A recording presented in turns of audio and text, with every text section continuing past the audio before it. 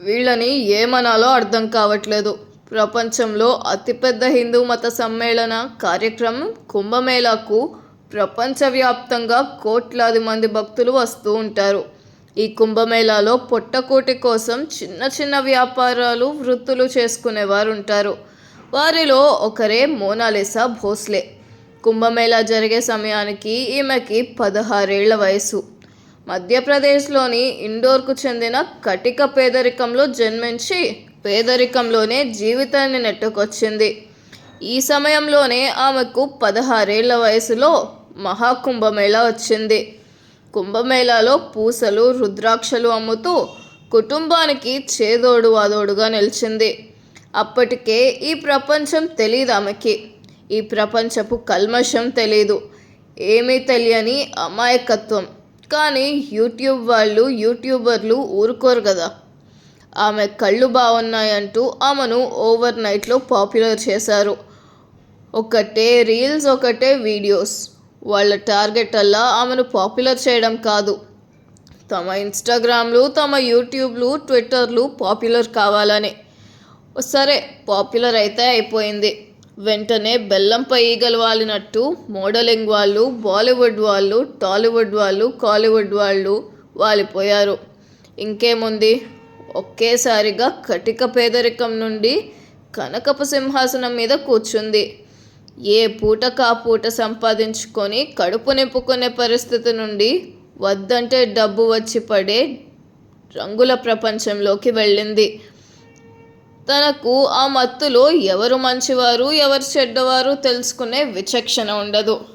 దానికి తోడు వయసు కూడా 16 ఏళ్ళు. ఈమెతో సినిమా తీయడానికి బాలీవుడ్ దర్శకుడు తమన్ మిత్రా 10 కోట్ల అప్పు చేశాడు. ఆయనకు హ్యాండ్ ఇచ్చింది. తర్వాత తెలుగులో లైఫ్ అనే సినిమాకు సైన్ చేసింది. ప్రస్తుతం కేరళలో నాగమ్మ అనే సినిమా తీస్తుంది. ఈ సినిమా మలయాళంతో పాటు హిందీ, తెలుగు భాషల్లో కూడా రిలీజ్ చేయాలని ప్లాన్ చేశారు. ఈ సినిమాలో ఒక లైట్ బాయ్ ఉన్నాడు. వాడి పని అమ్మాయిలకి లైటింగ్ కొట్టడం. ఇంకేముంది, ఈ అమ్మాయికి 16 ఏళ్ళు. బాగా పాపులారిటీ వచ్చింది, డబ్బు వస్తుంది. ఇక లైట్ బాయ్ గాడు కన్నేశాడు.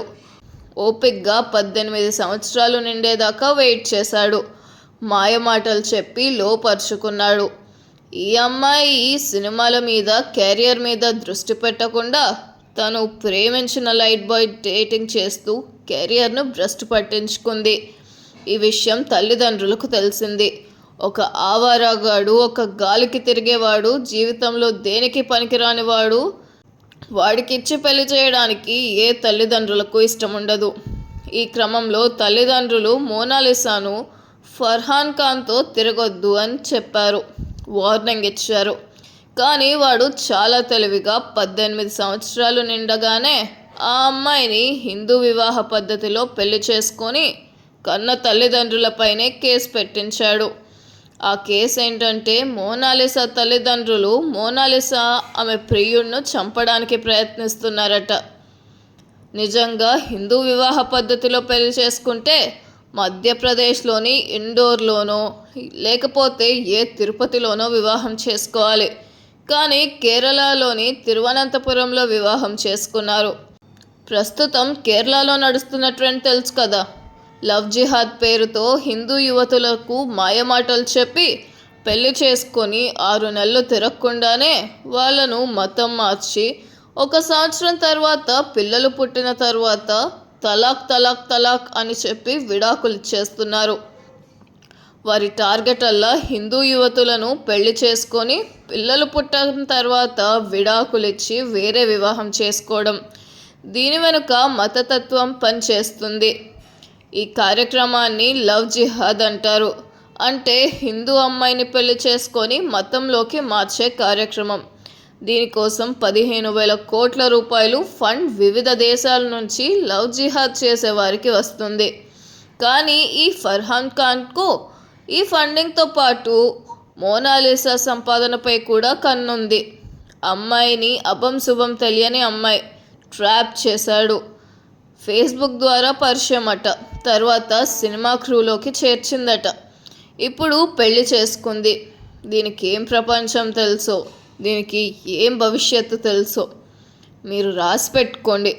6 నెలల తర్వాత, సంవత్సరం తర్వాత చూడండి, మోనాలిసా బతుకు కుక్క బతుకే. దీన్ని బ్రతుకంతా బస్ స్టాండ్లో Kerala love story 1, Kerala love story 2 అనే సినిమాలు వచ్చాయి.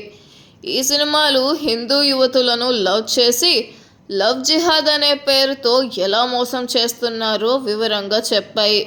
భవిష్యత్తులో మోనాలిసా స్టోరీతో కేరళ స్టోరీ 3 తప్పకుండా వస్తుంది. దీని వెనుక కుట్ర, మర్మం తెలియని, శుభం తెలియని వయస్సు మోనాలిసాది. ఎంత బంగారు భవిష్యత్తున్న మోనాలిసా లవ్ జిహాద్ బారిన పడి బ్రతుకంతా బుగ్గిపాలు చేసుకుంది. ఇలాంటి దరిద్రులను ఎవ్వరూ కాపాడలేరు. ఎవరి కర్మకు వారే బాధ్యతలు.